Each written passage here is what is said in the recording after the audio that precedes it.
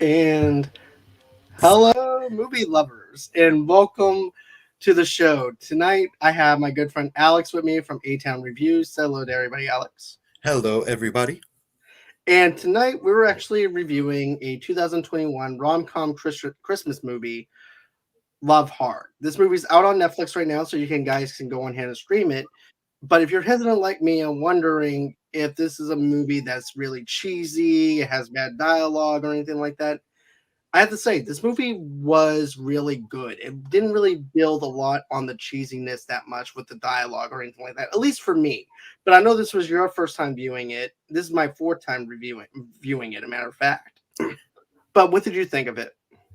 Well, going into it, I was expecting hot garbage. Like I was Hmm. prepared for that. Like Netflix, especially, has this tradition with their rom coms where they're just not the best. But by the end of this, I was like, dang, I actually really enjoyed that. That's actually how I feel, to be honest with you, especially with any Netflix movie. Sometimes you have a diamond in the rough that winds up being something good. Hmm. Matter of fact, remember telling you about this just a few minutes ago. I remember sitting down with someone, and I'm over there flipping through the filmography of Christmas movies through the whole entire Netflix catalog, and it's total crap on everything. I'm like, nope, nope. And Christmas Chronicle is actually the only movie during that time that was actually pretty decent to watch. Christmas Chronicle 2, not so much. But it was actually pretty good. Now, if anybody's wondering what this film's about, it's about this girl named Natalie. She's actually a dating column a writer based in Los Angeles. So it has that Sex in the City kind of feel to it, but she lives in LA. So she doesn't matter of fact, she actually travels up to upstate New York and everything. We'll get to that in a few minutes. But anyways, she documents her uh destructions when it comes down to her dates. She meets a matter of fact, she meets this guy on a dating app. After deciding to expand the app's search radius, Natalie matches with a man named Josh Lynn and forms a strong connection to him through long phone calls. She decides to travel to his hometown in Lake Placid, New York. So that's where our story takes place at. But as far as the intro, with the monologue with Natalie and stuff like that, that's where it feels like the Sex in the City kind of vibe to me. Because you have Sarah Jessica Parker's character who winds up writing for a columnist, and she describes her sex life and everything. This is describing someone's love life and the destructions of this person's love life. And basically, the editor and chief over there loves making fun of her love life, and that's how she's getting paid by that. And then she also has this other friend who actually does this search for 100-mile radius and everything, and that's how she winds up meeting with Josh. But before that, she's going through every single person that she thinks that's the one. I've actually done that myself before, where I'm like, I'm not ready to give up. I'll go out there and I'm gonna find somebody. I'm gonna do my best. Exactly. And then it's not what you thought. But I'm how I met my fiance was through a dating app. So so it actually works out. Which So one? Which one? okay Cupid. That's the winner, folks. Yep. Okay Find the Cupid is one at definitely the one. OKCupid. So with that being said, what did you think of the opening scenes and stuff like that I mentioned? I liked there's like a montage of her on different failed dates, and I think I started really cracking up when she's like with this one dude in front of the Fireplace. what's that thing called, fireplace, Yeah. and having a nice romantic dinner, and then the dude's family walks in, and I'm like, man, I for some reason that was the funniest part of the opening for me, because I'm very empathetic. I put myself in the character's shoes a lot of the time, and I'm just imagining how I would feel if I was her. And I would probably just start laughing because it made me so uncomfortable. I was like, oh dear God. I've been through But that situation too. and then when she starts talking to Josh, I was like, okay, this woman apparently has been on this dating app for a while, so surely she knows the rules about communicating with someone who might be a catfish. Like you're not 100% sure if people are real, especially these days. Everyone's messing around. But I liked how the movie kind of outsmart her. So there wasn't that glaring plot hole like, well, how'd she fall for that? So Right. it was good. It was definitely good on how they set that up. And of course, I've actually been through that whole entire thing where, the person winds up saying, "Oh no, I don't have anybody in my life. I have nobody." Well, matter of fact, your husband's actually turns out to be the sheriff, and I didn't even know it. So I'm like, I gotta go. So, and I'm like, you guys duke it out and talk it out and everything. I'm gonna go see myself to the door because I don't know anything about you. But anyways, so then we wind up having the editor-in-chief saying, "Hey, look, I need another column. I need another article for your dating life and everything." She goes, "Well, I'm writing up another one real quick." And then her friend's like, "What are you doing?" Because you need to really search outside the box. You got to do your radius. So she winds up setting the radius to like 100 miles away. And then, of course, she winds up getting a Christmas tree. She goes up to her apartment, gets the Christmas tree. She's just had it for the rest of the day. Her phone goes off, and of course, that's where Josh comes in. And this guy looks good. He looks like someone that you would want to date. He write poetry with, go rock climbing. Looks like a normal, typical dude. His pictures definitely do check out. Doesn't look like Photoshop or anything like that. But, he definitely looks like he's actually the sensitive type of person that Natalie is attracted to. So they formulate a relationship. They're talking back and forth. Things are going great. Then a friend at the park is like, "Really? So you haven't even seen what this dude looks like?" "No, I haven't." He goes, "Look, come on. You're being catfished." And she goes, "No, I'm not." Next thing you know, they start arguing back and forth to the point where they accidentally dial Josh. And then, of course, they're talking. I love the communication at that point with Josh.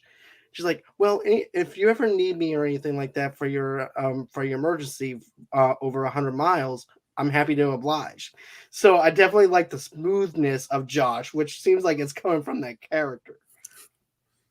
I really liked that too. I was curious about that scene. I was like, wait, did she call him through the app? And I'm like, that's an interesting feature that I'm surprised isn't in dating apps nowadays. And maybe dating apps should take notice of that. Like, ooh, cell phone feature in the app. You can call that. That's cool.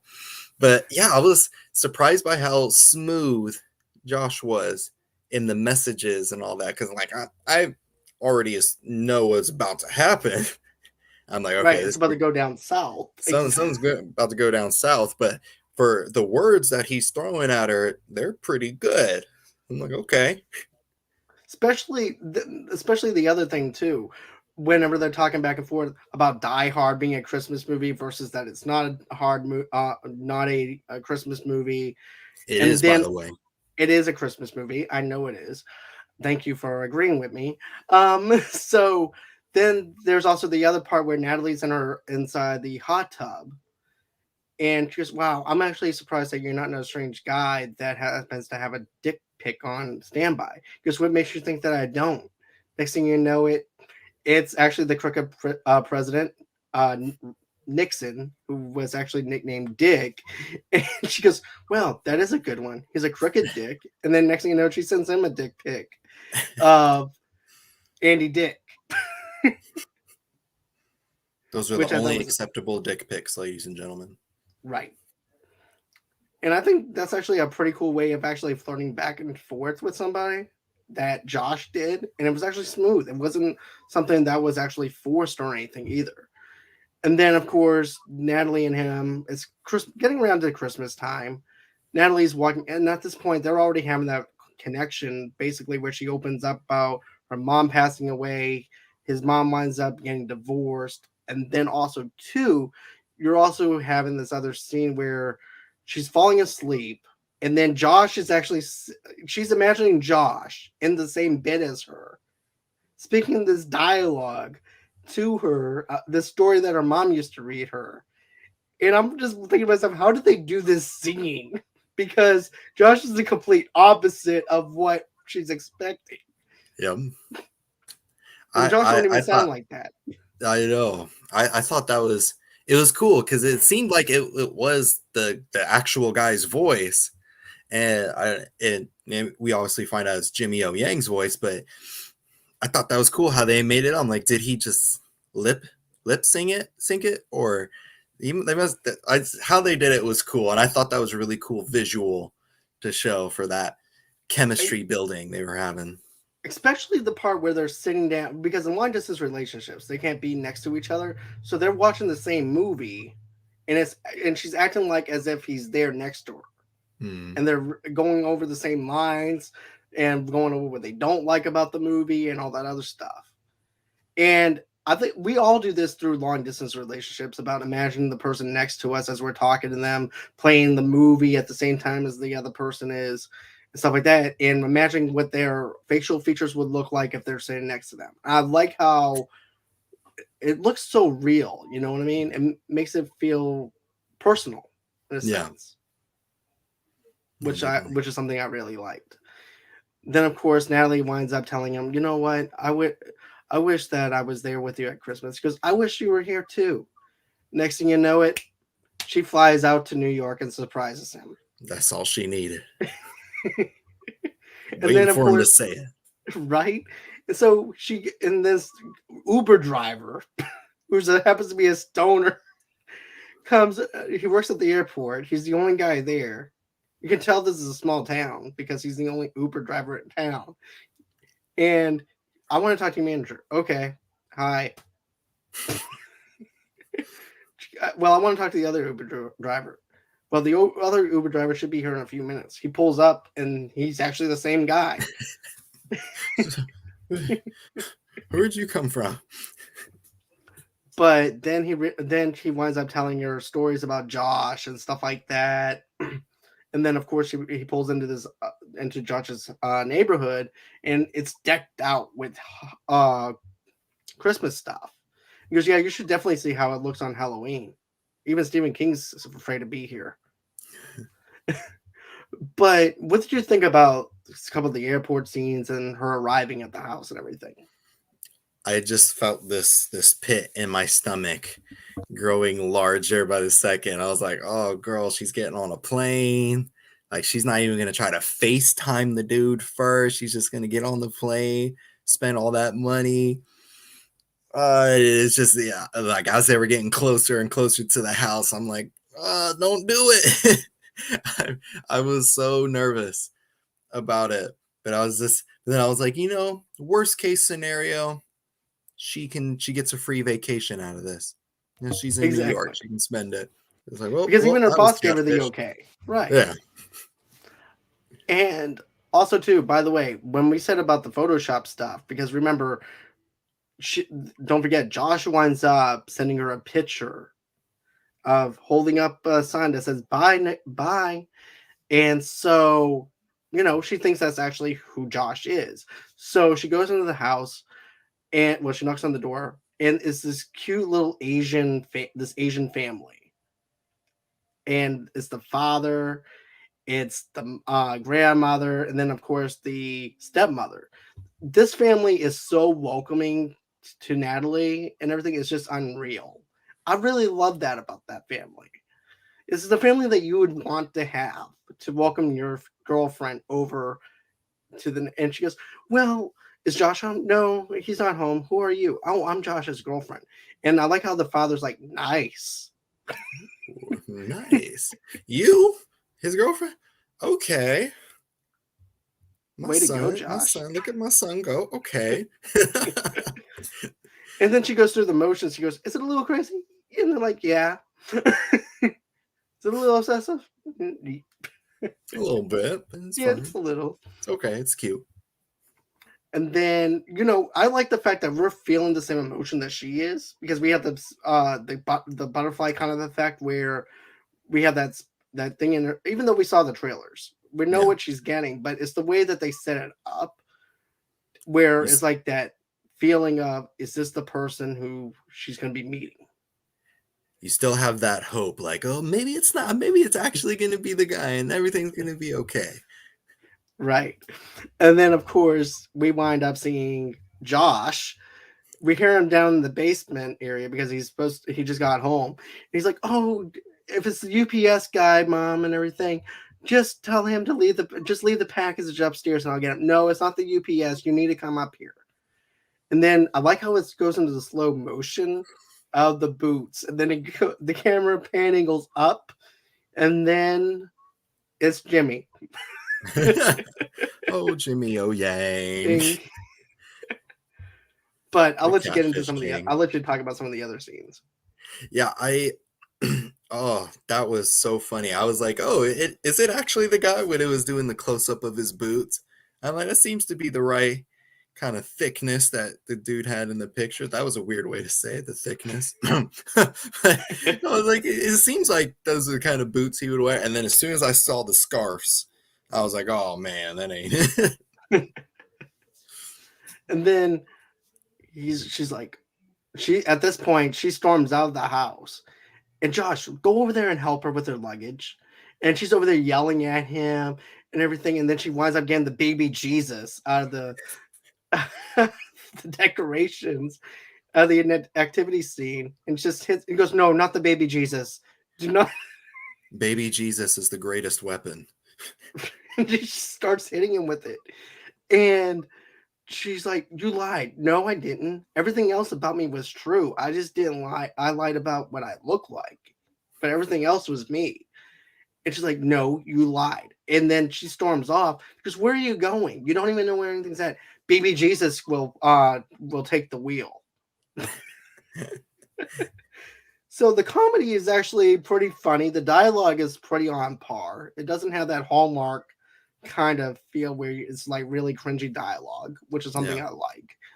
So I just kept with it. And then she goes into this little bar, the only bar in the small town that they live in upstate New York. And so happens to be she winds up seeing the guy that Josh is pretending to be. And she's like, "Ooh, I can actually try to get with him." And then she thinks that karaoke is the way and everything too. But also too, she also calls her friend up because, "What do I do?" She goes, "I swear, you better be calling from the most intense orgasm that you ever had." No, he's not who he's supposed to be, but the guy who he was pretending to be happens to be at the bar. So she tries hitting on him. And of course, she's allergic to kiwi. As a matter of fact, when she goes into the bathroom, there's actually I don't know if you can hear it. I don't know if you noticed this or not, but he said, "Yeah, I want a kiwi, a shot." I forgot what he asked for, but he said, "Yeah, with kiwi." Oh, that's right. He did say So, that. so he did say it. I'm like, "Ooh, is she gonna drink that or not?" She just threw it back. I just what? I'm like, oh no. And then she's over there singing, "I'll do anything for love." She's trying to seduce him, serenade him. At this point, Josh comes in to try and save her uh, because of how awkward it is trying to seduce somebody. And then she looked like Chucky by the time she swells up. When she turned around, like she was doing this whole sexy build up, and I'm like, okay, girl, she's gonna try to get her man. Go do your thing. And she just turned around with the whole swollen face. I was like, And then at this, no, they killed me. I was like, no. And no one was telling her. Everyone's just like, that was such a realistic reaction by the crowd. Like people would be just too uncomfortable to like be like, hey, babe, your face ain't it right now. They're just like, just right? let her be. But even the guy that she's trying to hit on, he winds up telling her, he goes, "Hey, it's okay. She's special. It's okay."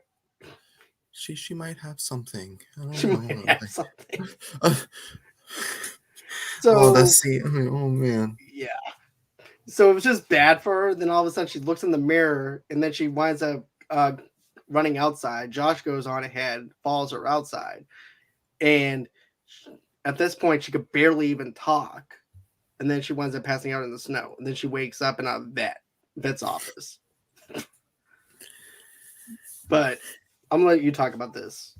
Yeah, this is so this movie like has a risky premise because rom-coms, you kind of, they're predictable. You know that her and Josh are gonna get together. Like you just know it. And I was like, how are they gonna make this work? Because being catfished and someone doing the catfishing has to be like just the worst thing. One of the worst things you can do when you're trying to date. And but like this scene in particular where he like takes her to the vet is like showing all this like care for her. That's when I first felt it. I was like, oh wow, okay, he's actually not as creepy as I thought he was gonna be. Like personality wise, like you're dealt with what you're given in terms of looks, but personality, that goes a long way. And just in that scene where they're in the vet and he's like caring for her, making sure she's okay, I was like, okay, maybe okay, you're starting to make a believer out of me. Let's see if the movie can pull it off further down the line. But we'll get to those scenes in a bit. Right, and but the way she wakes up and she's on the table, and the first thing she sees is the X-rays of the animals, which would freak me out, to be honest.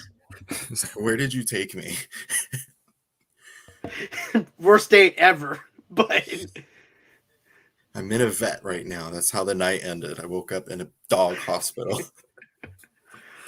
but then it goes back over to them over back over at his house, right?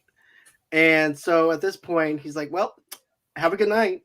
And he's going to get the orthopedic bed that he has and everything, and just she's going to just chill on the floor or whatever.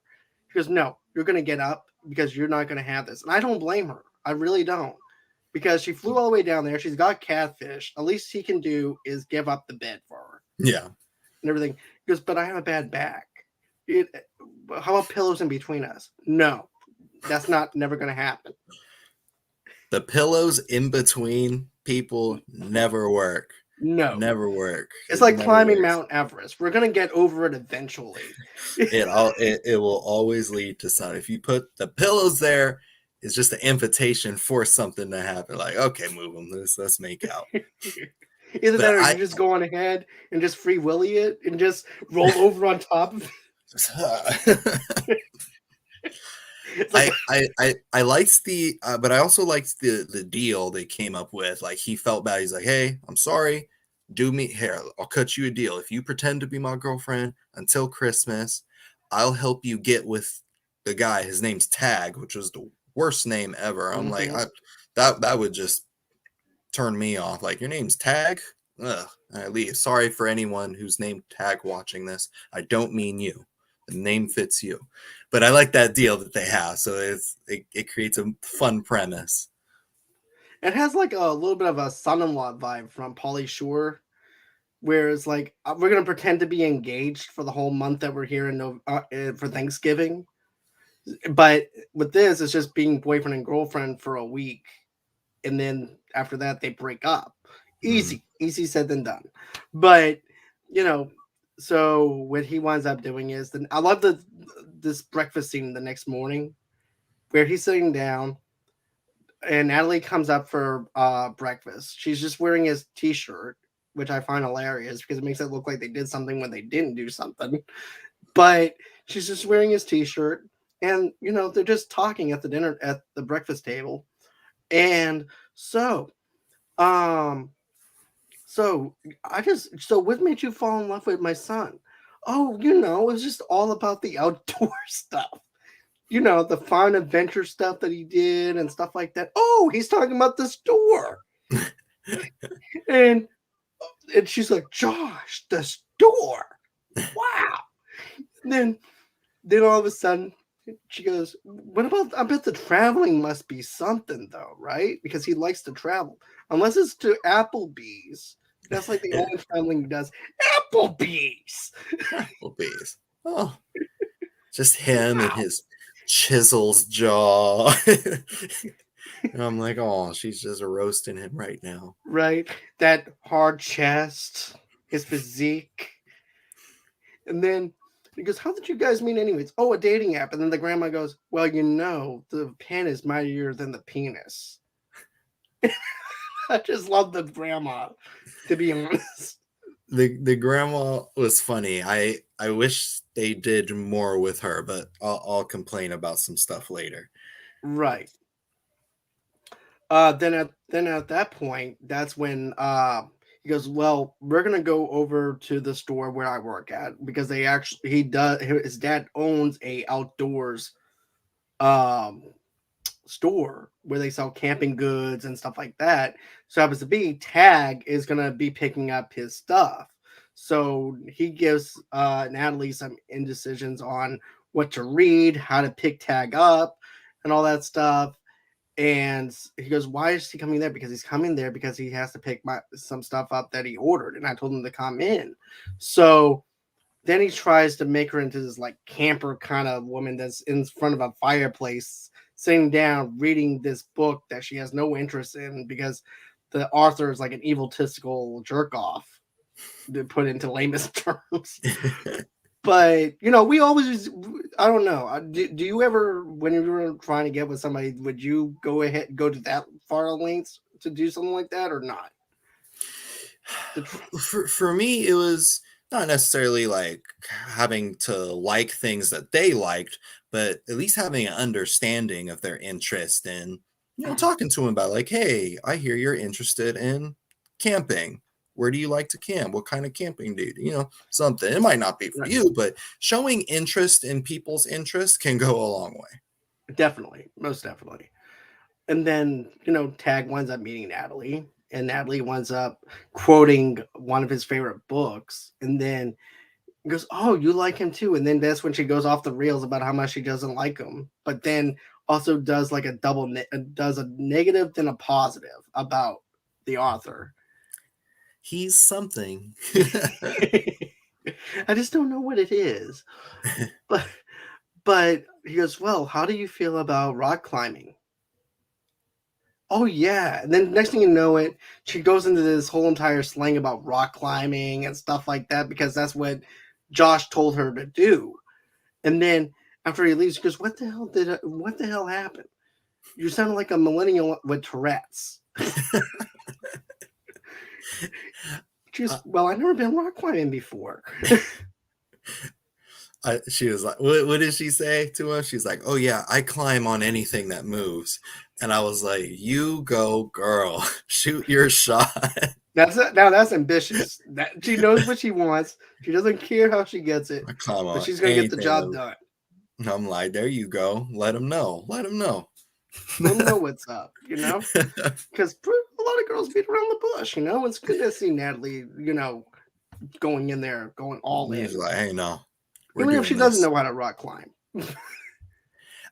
I also want to bring up it's back at the breakfast scene where just how the movie was warming you up for Josh and Natalie to end up being together. There's a part where I think his dad is offering Natalie bacon, and before she can say anything, Josh was like, "Oh no, she's a vegetarian." Like he already knows her, so he's already doing like it was little stuff like that he does that shows that he's actually invested in who she is and Right, that he does care about what she cares about. It was like little stuff like that was winning me over. I was like, okay, I'm liking the Catfish King now. Okay. right. Because that's another thing I want to mention though too. Even though he catfished her, even though he feels bad, because he does feel bad that he did it, but that doesn't mean he doesn't care about her, which Right. is rare whenever somebody catfishes somebody. But also too, you can see that Natalie also does see that side of him where he does care about her. Otherwise, he would have just left her out there to die whenever and not try and help her No. when she had that allergic reaction to the kiwi, and then also to the bacon scene that you mentioned. So it was like little small heartwarming moments that I really treasured, even though it's like paint by the numbers kind of rom com, but it's a smart kind of way of actually doing a rom com. It was You know, a slow build up instead of like a here they have chemistry type of right? thing. And at first it's like, now we don't have no chemistry, we don't belong together. But Josh is clearly pushing for that. Yes, we do, kind of thing, which is something I like. Um, but then of course we wind up with that's that part with Tag inviting her to the rock climbing thing. And so then of course, this is also when Natalie, like I said, he, Tag invites her to the wall climb where she hides her fear of heights from Tag, and Josh helps her down. Tag invites Natalie on more dates. But here's another thing. This is another sweet moment. Josh knows that she's afraid of heights. He knows that she's not going to be able to climb this wall. And matter of fact, even when at the store with the little small wall that they have, she was even freaking out before she even got up the wall and everything at that little thing. She goes, Yeah. because Josh goes, "You're doing great, Natalie." And she goes, "Thanks." Ah! Then after that, it goes into the next day where she has the date with Tag, basically with the side of Josh. But sorry, but she goes, "I can't do this." Yes, you can. You can do this. Here's some earbuds. What do you want me to do with this? It has your favorite song on it, and it has the song from the Breakfast Club. So of course she puts the earbuds in. She's climbing, and everybody's rooting for her. And then she finally reaches to the very top, and that's when she freaks out. She's like, no, I'm not. And I was like, okay, great job. Now you can jump down. She starts hyperventilating and starts shaking. And this is how much Josh cares about her. He just basically Spider-Man's his ass all the way up that up that rock like it was nothing, and checks on her. Tag didn't even try to do that or anything like that for her. He just stayed down there. And I know that this is supposed to be like the unofficial first date for Tag, but if you're into this chick, or if this chick's into you, regardless of the fact that how you feel about her, you need to check on her anyways. She's been up there for a while. Maybe I should go check. Yeah, and then that was so adorable, just how Josh had her favorite song like ready, like, here, this will calm you down. And then as soon as he noticed she was having a panic attack, he just went right up there and just talked her down, let her breathe, like eased her back off the cliff, or the mental cliff that she was on. And I'm just like, oh my gosh, they're adorable. They're so They adorable really are. right now. And also, too, Natalie supports him as well. We're going to get into that in a few minutes because we find out his hobby or wanting to get into the business of doing something. But they're there for each other. They're there emotionally, physically, everything. Even though Natalie doesn't see it because she only sees the catfish side of Josh, but she is also, I think she might see it, but she's a little bit hesitant though because she did get catfish by him. But it was just a sweet moment of him just calming her down, and he goes, "Okay, now you're gonna really hate me for what I'm about to do." What? And just pushes her. But the way he does it was so smooth, and it was soft spoken, it was caring, it was nurturing, it was something that you would want in a relationship. And that was a good moment. So he's got like 3 home runs compared to Josh, who has like a -0 at this point. But it's just one of those heartwarming moments for me. Yeah. But I'll let you go in and talk about some other stuff that you enjoyed. Yeah, it's just that I just love them so much. Like at that point when he was talking her down from the panic attack, I was like, okay, I'm 100% behind this. This is like already the most healthy relationship that I've seen in a Netflix rom-com, even though it started off in one of the most unhealthiest ways. Right. with a big lie. It's just like it quickly resolved itself. I was like, okay, this movie is really stepping out of that mold. Definitely. Most definitely stepping out of the mold of it. And then also too, they wind up going bobsledding to tagging her. Basically, the only way for her to enjoy it was to get high off of the weed that the Uber driver left. That scene could have been a lot funnier. I was disappointed in that. When it came to the comedy in this movie, I thought it was very restrained. Like, and this was one of the scenes where they could have really had fun with it, because she was gonna have another panic attack on their bobsledding date unless she smoked the weed. And I'm like, okay, they should have made it like really strong weed, and then have her tripping out on the spot. Like, have her, even though that's not Right. exactly what weed does to you, but like just have her seeing all different kinds of funny creatures and all that. Like, make a big thing out of it. Instead, it was just like a quick, I'm high, and then the scene was over. Right. It seemed like they were just holding the reins out for that one, into where it's like, we really want to go stretch the extra mile or not? No, we're not going to do that. And that was a negative for me though too as well for that scene, because I wanted more from it. But there is something that I really liked about some of the other stuff though, because when she gets introduced, of course, after that he winds up inviting her out to the steakhouse that is him and his father own. But we'll get to that in a few minutes. Then after that happens, we wind up back over at Josh's house. Josh is upset, clearly, which I don't blame him. And that's when his brother, douchebag Owen, comes over with his girlfriend. And you can definitely tell that he likes to be in the center of attention. He's a total ball bag to Josh and everything, too. And basically, what he winds up doing is he makes him feel like crap. And especially when he said, especially whenever he said, "Oh, wow, this is your girlfriend?" He goes, "Yeah." He goes, "It's a miracle." And I like Natalie smack talking him, and then puts her arm around Josh. It's like, "Yeah, what's up? What you gonna do?" That's they just start helping each other. They're just being there for each other. And she was like, "Oh yeah, your brother's a dick. Let me help you out." Like, "Yeah, what's up, baby? Yeah, Yeah, yeah, I'm what's his up? girlfriend. Yeah." Right. I like that. I was like, "Oh my god, they're so cute. They're like They are. they're such homies."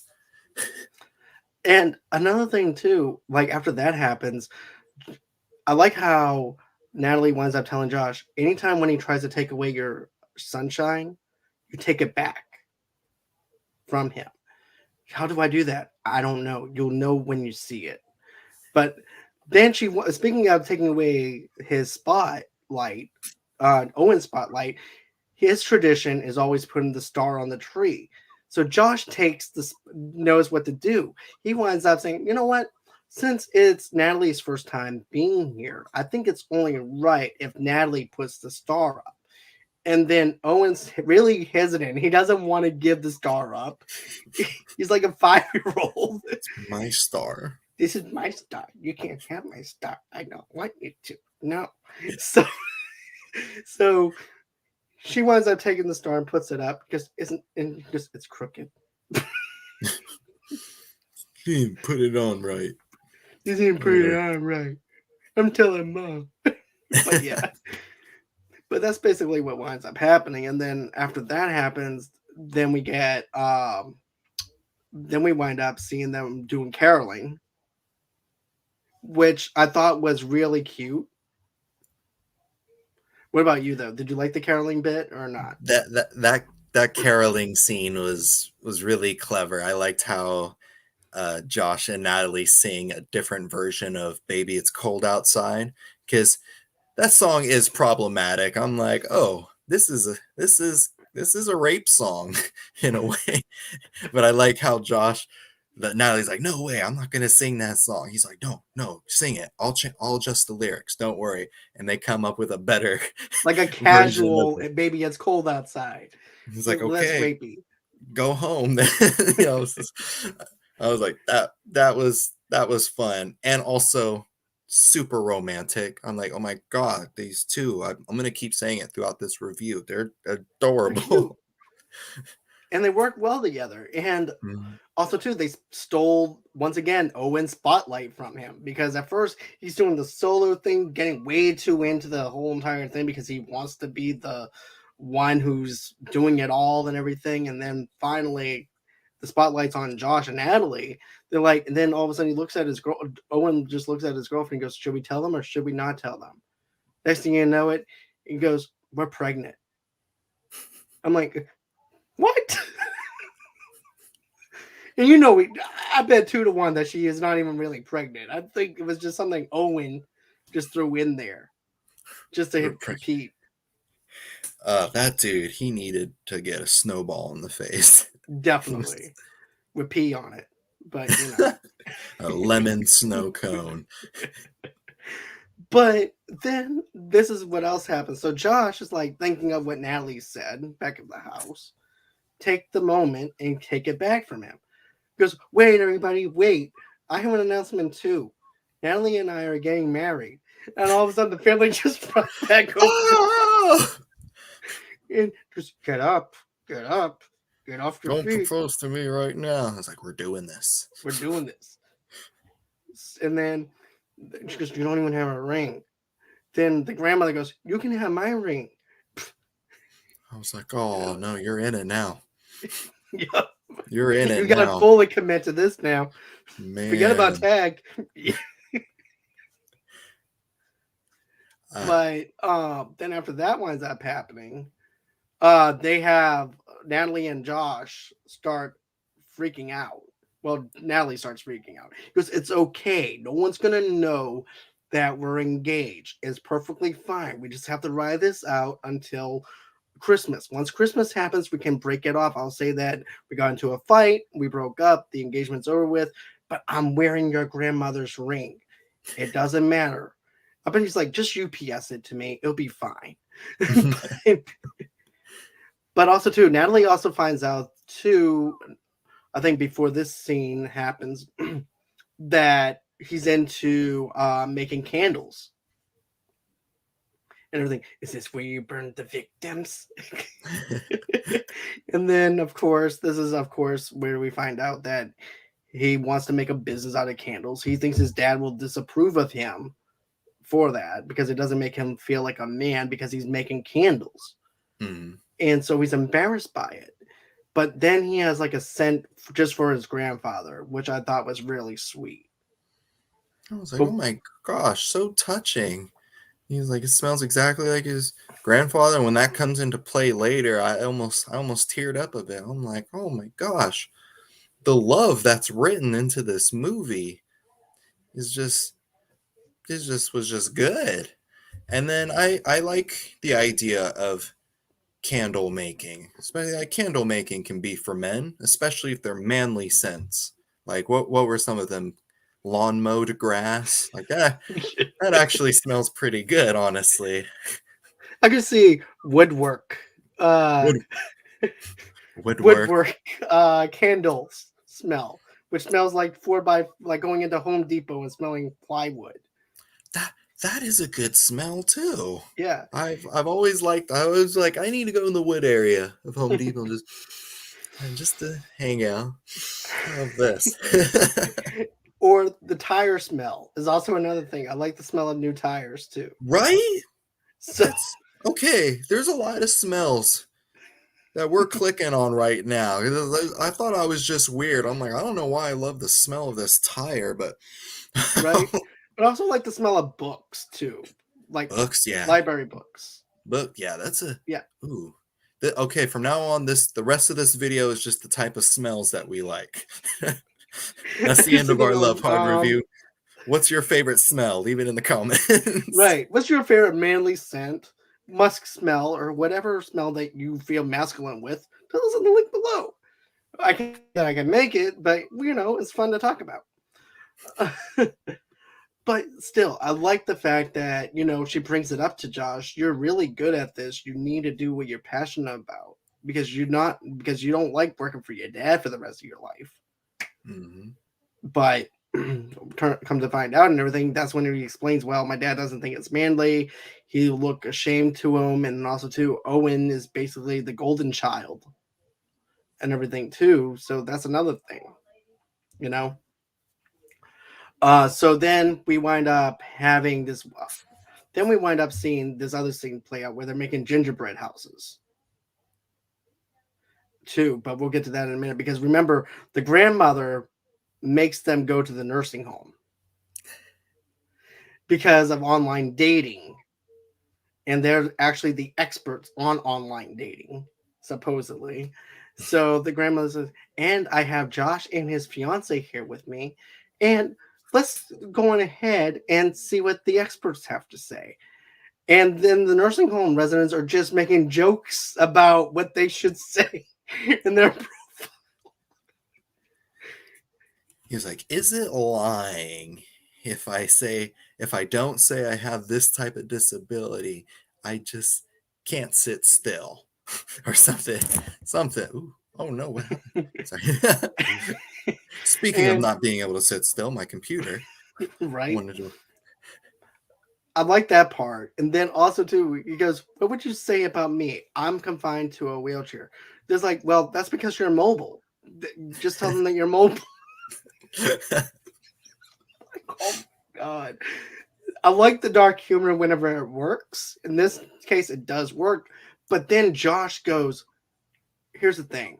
You don't lie. Lying is wrong. You need to be the version of your own self and be honest with your true self. Otherwise, the person that you're talking to is going to lose total trust in you. And then all of a sudden, that moment of where Natalie just melts, where she starts feeling bad about how she's treating Josh because of it, because you can see the guy is trying to learn from his mistakes and he's accepting his mistakes and he knows his mistakes. And then all of a sudden they start making more jokes after that. So basically, the old people, let them do whatever they want. They didn't care. No. But then we get into the whole thing where she thinks that she's not going to go see Josh at the steakhouse or anything like that. He thinks that she's going to stay and do gingerbread houses with them. Also, too, there's also a fun bonding moment, though, between Natalie and also, too, the father with the rolling up the paper and lighting it on fire and putting it into the fireplace and everything. That was a heartwarming thing, too, because then the father goes, I'm glad that you're going to be in this family. I was like, well, dang, you got to stay now. Right. And then after that happens, Natalie's getting ready. And then, of course, this is where Josh and her have a little bit of. But I like what he says to her, a compromise.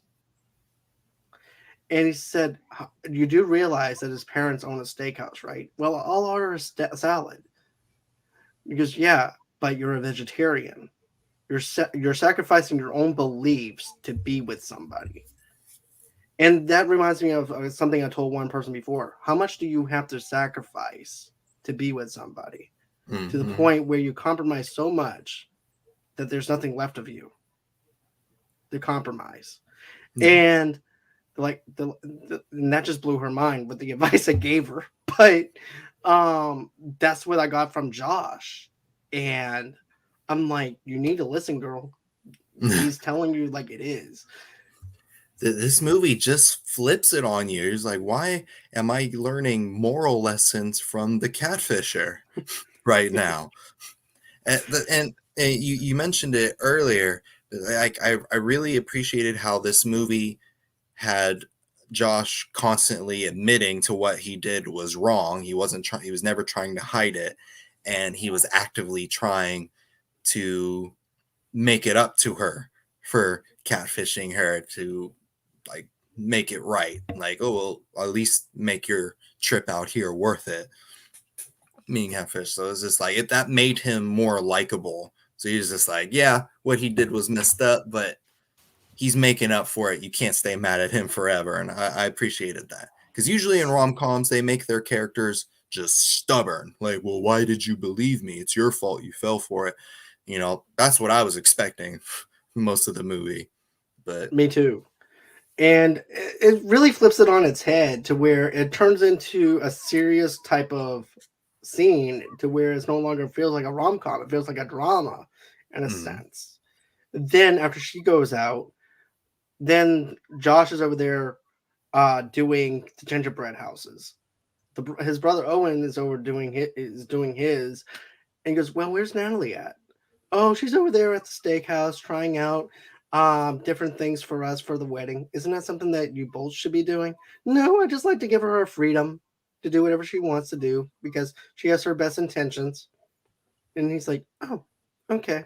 Oh, I ran out of glue. So I'm going to go and get some glue. This is Owen.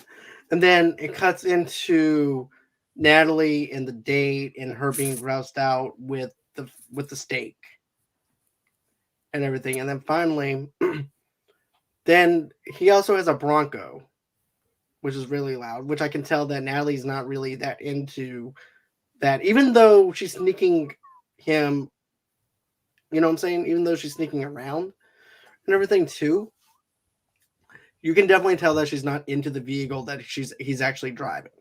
Mm-hmm. And then also too, it goes back to what Josh was saying about her beliefs because they go into the whole entire aspect of Santa. Because he always knows when you're sleeping, he knows when you're naughty or nice. He's just a stalker. And he goes, yeah, that's why I don't celebrate Christmas anymore. So now you're sacrificing exactly what Josh said. You're sacrificing your own beliefs to be with somebody. Mm-hmm. And of course, And when he right. Oh, sorry. I was just gonna say it was definitely clear on their date at the steakhouse that there was zero chemistry. And I thought the actors did an amazing job of really just shifting the energy because like whenever her and Josh are together, you can feel it. Like there's something between them. They're connecting, they're vibing, and like you're upbeat. My heart was fluttering anytime they're together. But when she's out with Tag, she that name, I'm sorry. It just feels awkward and just kind of dead. Just the energy, I don't feel anything between them, and it was just phenomenal acting on their part. Most definitely. And of course, also too, I got to mention this. Owen winds up driving by. This is before they leave the restaurant, and sees Natalie and Tag. And just uses it to his advantage later on. And so he goes back home. Natalie tells Tag not to park near the house because his car is kind of loud. Then Tag goes on ahead and kills. He goes in and he kills her. That's the end of the movie, guys. No, he goes in and kisses her. But the way, you can even tell with the remark on her face, there's nothing there. She feels nothing. And once she goes inside the house, I think it might be the next day, if I'm not mistaken. But they're watching a movie. They're watching their favorite movie, Christmas movie. And as they're watching the movie and everything, that's when the mother winds up telling him, oh, by the way, I put your picture in the newspaper. Next thing you know it, everybody in the town knows that they're engaged. So therefore, they have to hurry up, get the newspapers before the paperboy comes out. So they're going all over town at like 8 o'clock in the morning to get the newspapers. I'll let you go on and describe this one. That scene was hilarious. They're just running around, stealing all the newspapers, and then hiding from the paperboy who's just gunning for them. Like, where'd they go? And they're just hiding in the car. And I think it was in that car. That's where they definitely realized they had feelings for each other. Because that was, they're just sitting in there laughing, looking at each other so lovingly. And, she's like, oh, Josh, show me your actual profile. And so he saw all his pictures of him trying to look like a man. Like, here's him with an axe. But it's him with a turtleneck. He had some rope. He's like, you look like a serial killer. What are you doing?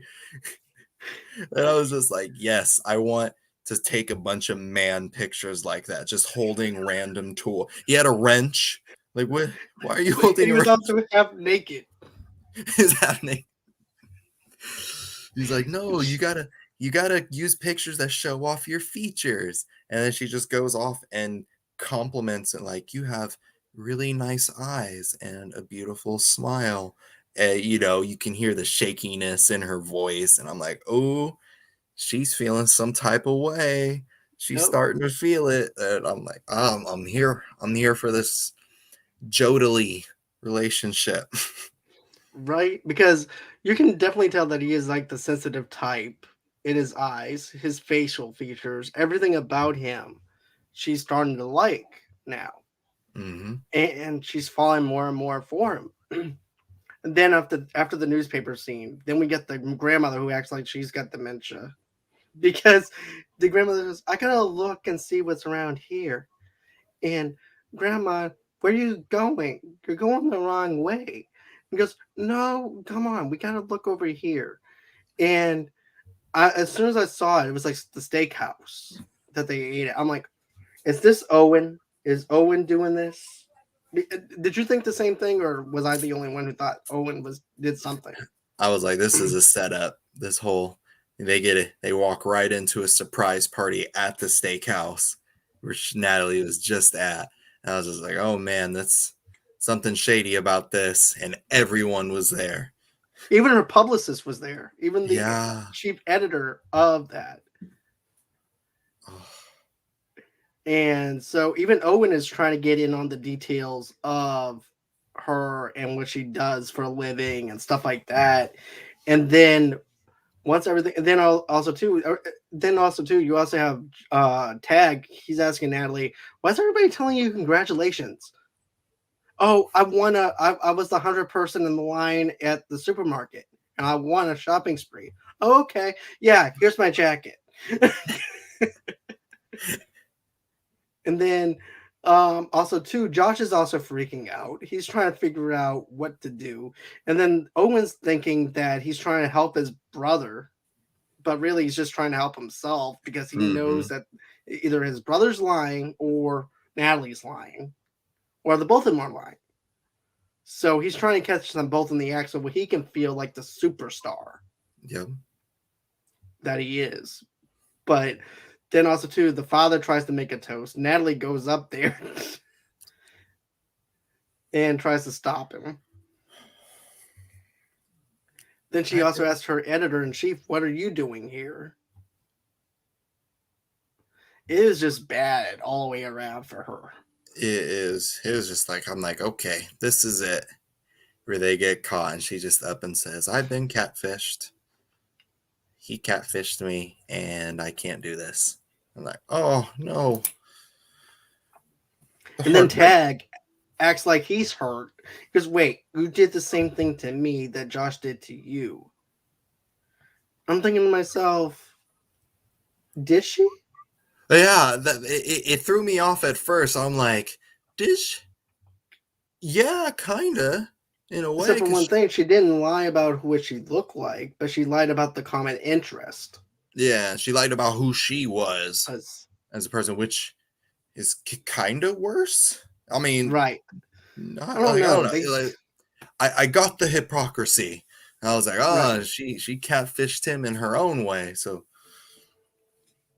it was an interesting little thing they did there.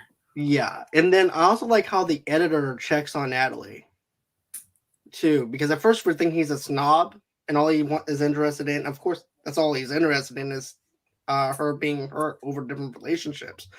But you know, he said that's even too brutal for me. Are you okay?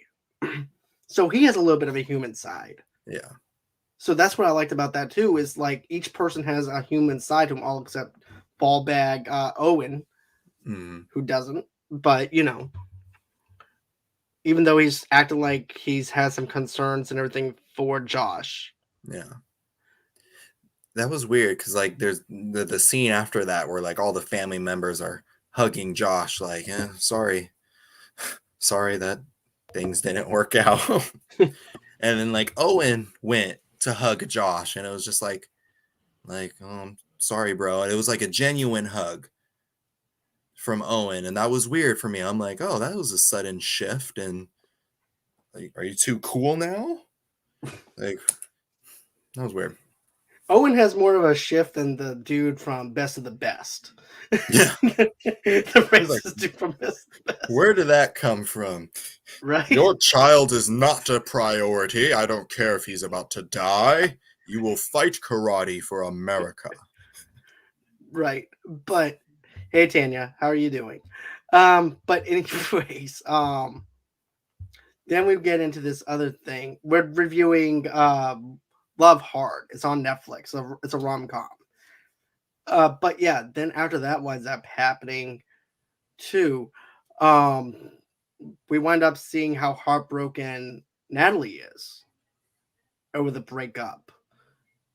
And is really bad. We're doing good. I liked that that they were both able to come around and see each other for who they were. And I liked when they had that argument before she went to the steakhouse. She was like, "No, you lied to me." He was like, "But like I was also being me. Like all those phone calls we had, all those times we messaged each other, like that was me. The person that you were falling in love with was me. And it's still me. I just don't look the way that you want me to look." Right. And I just loved how that came full circle. And she was like, "You are the perfect guy for me." And I was like, "Oh." And when she made that realization, and she rushes over to his house and reenacts that scene from Love Actually. Yeah, Is that Love what it is? Actually. The whole cardboard pieces. I was like, "Oh, love her. Let her in the family." And then after that, he winds up. So do you forgive me? He goes yippee ki yay from Die Hard, but it was a perfect way of ending the film, and I really enjoyed this film. It wasn't cheesy. It wasn't over the top. It was exactly what you needed this kind of Christmas movie to be, and that's why I like it. This is why I recommend anybody that is. Here's the thing: I'm not into rom-coms that much, and for me to go on ahead and trust a Netflix movie that's a rom-com that takes place in Christmas, that's a lot. That takes a lot out of me. Yeah.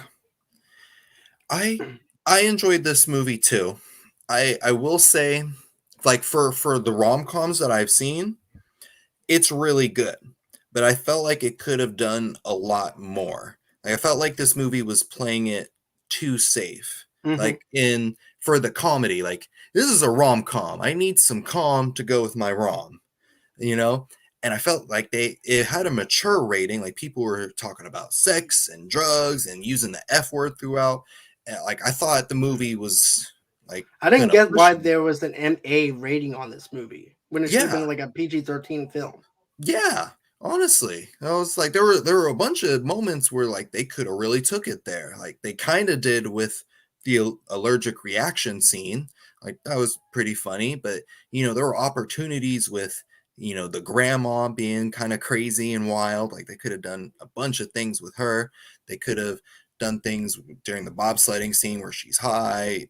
When they were stealing newspapers, they could from the newspaper boy, they could have made that into a bigger thing. There was a lot they could have done, but I felt like they were trying to restrain themselves. And even with how in depth they go into the story, because it's all surface level things in terms of the story. Like you're just focusing on these two characters, and which was fine. Like I was invested in it, but when I get invested into characters, I want the movie to bring me into the whole world. Like there's so many things I need to know. Like why is Owen such a jerk?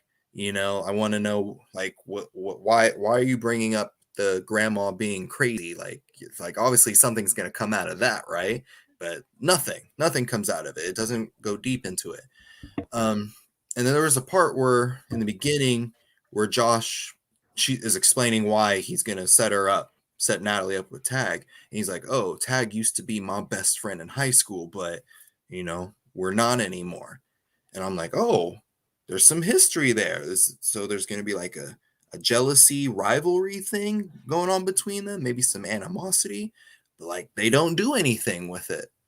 No. So there's just a lot they could have went into to make this movie really stand out from other rom-coms, but it was just like it just left it simple, kept it too safe. Like I wanted more from it. It was good, but I wanted more.